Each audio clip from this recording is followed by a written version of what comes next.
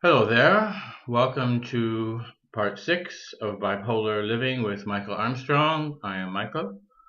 I want to add a couple of points regarding my earlier description of the movement towards the fateful summer of 1970, my first year university, and my friends. The crowd of friends, a lot of them were from the States. By the end of the semester and the term and the year, there was a lot of dishonesty in communication actually happening. Some of them thought I was a closet homosexual who could not see it in himself, which may or may not have been true at that point.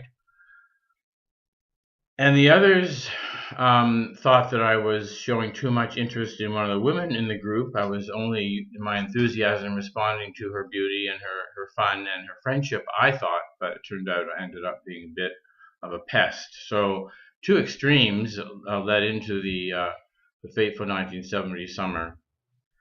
Also, I want to mention a woman that I met in grade 3 who became my girlfriend all the way up and through the first year university.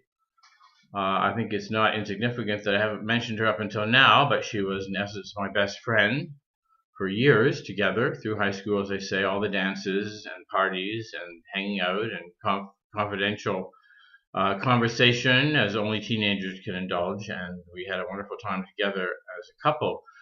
But after my first university, I somehow got the idea that I had to break off the relationship.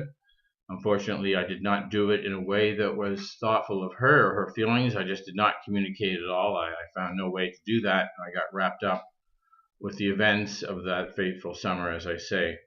And by the end of the summer, she realized what was going on, but it was too bad I was such a coward.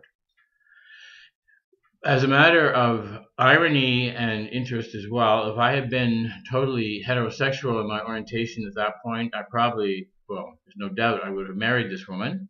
We were so close and had been always together as childhood sweethearts.